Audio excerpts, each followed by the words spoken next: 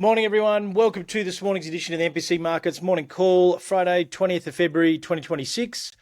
I'm Mark Gardner. Sort of bit of a lackluster night overnight. Has been sort of all week. We've had probably, some of the a little bit of volatility, but not really the broader market moving a hell of a lot.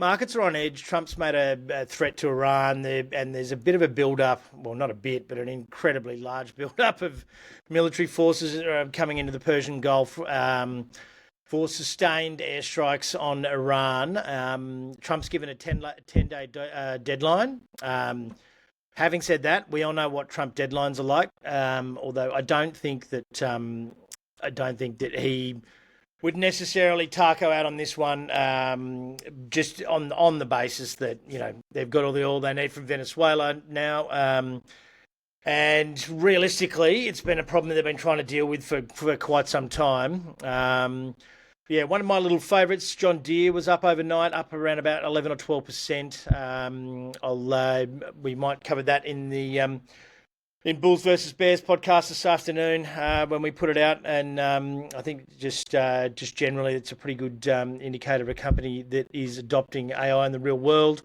But look, as you can see, they're pretty lackluster overall, I've got to say. Not much going on either way, really, and it's sort of been reflected.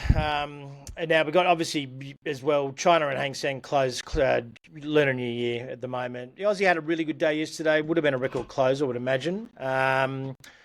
Russell, all the small caps are sort of up for the week, really. Nasdaq and S&P would barely have eked out, much of a win for the week, to be honest. We got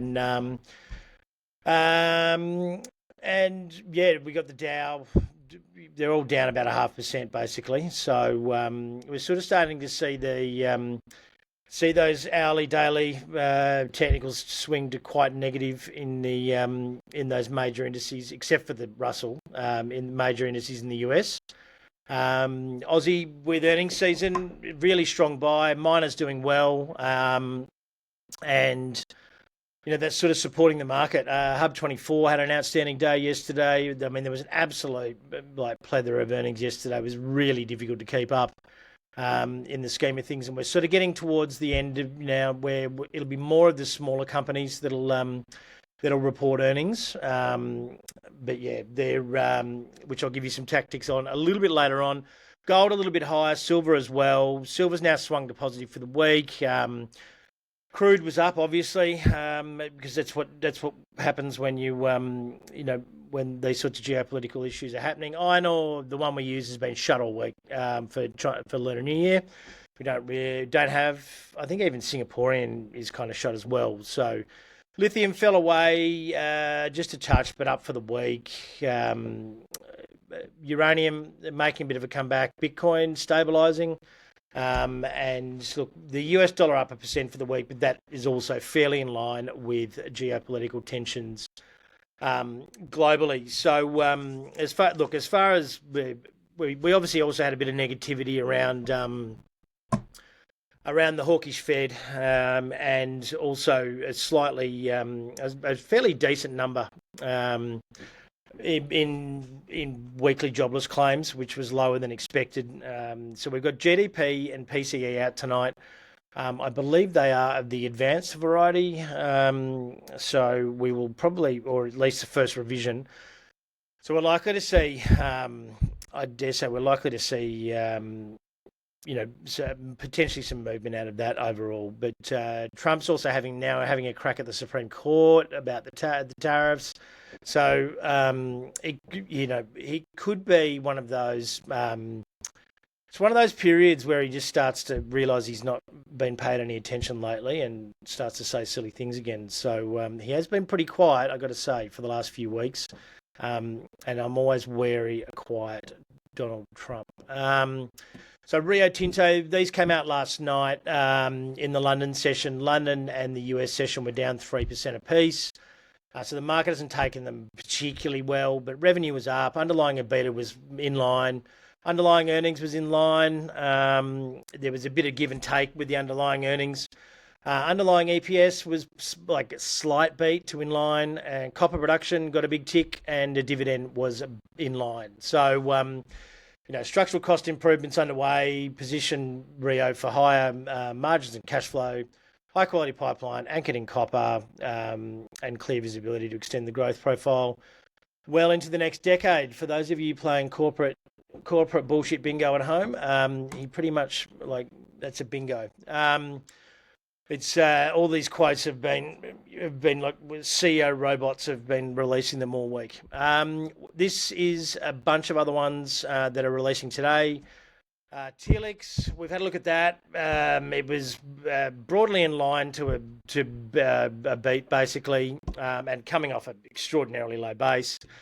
Mineral resources headlines look like a green tick. Haven't gone into it in too much detail. Guzmani Gomez, softer sales, so and at probably a fairly large premium.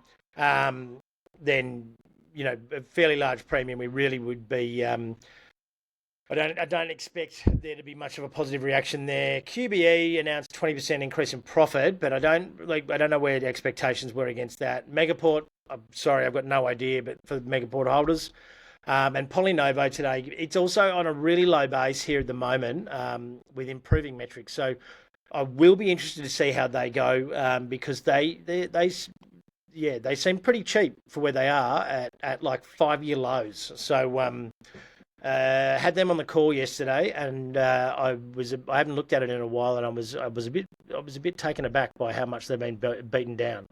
So just as a thing here, this is what they've looked like from the outside, and against expectations. It's not trading advice. I'm not saying go out and buy or sell these things, but that's just the general first impressions. Quite often, the AFR can have be grinding an axe or something like that, and but that I've had a read of theirs, and then we've run a few through, but our earnings update stuff, and just looked at the headlines. QBE, Megaport, PolyNovo, Guzmani, Mineral Resources, not really following too closely. Newmont did rally a small amount in the aftermarket in the US, so it'll be slightly well bid, I would imagine, today if it hasn't moved. This is this military buildup. And this is courtesy of the AFR as well.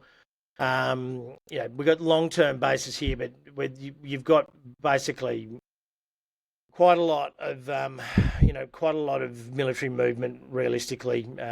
This is all freely available online, and it's more than likely the intention is to be quite public about it overall, but we will see what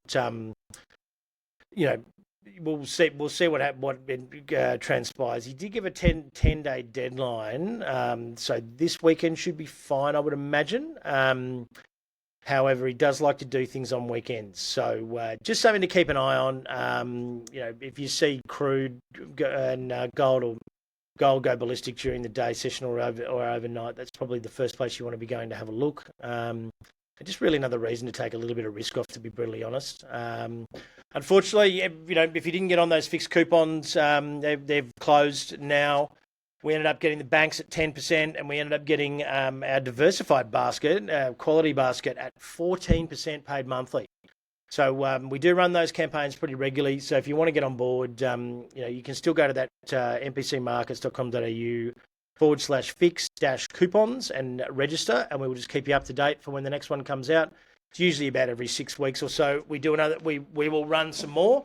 But yeah, and you can find out about them on Mosaic, and you can also find out about all the things that are going on, like the SaaSpocalypse, the Iran troop movements, all of our podcasts. We keep our finger on the pulse here, and actionable recommendations all against it, including broader portfolio advice and things like that. For say a risk off, it can be a recommendation as well. When we think that the market has a tangible risk in the near future, and we can help you through your portfolios with that stuff as well. Scan the code there, get your first month free. It doesn't cost a hell of a lot, particularly if you want to do well in your portfolio. Most of the recommendation services have very high hit rates, 70% and above. It's available on desktop, App Store, and Google Play.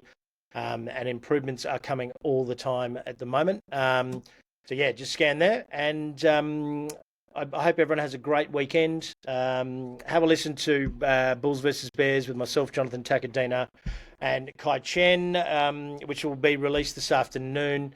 We'll have a bit of a look through our software as a service heat map and the AI threats.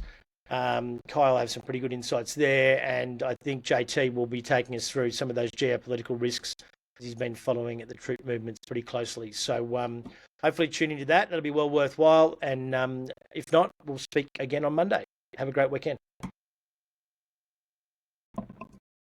General advice warning. The content presented in this presentation is intended for informational purposes only and provides general advice only. It does not take into account your personal objectives, financial situation, or specific needs.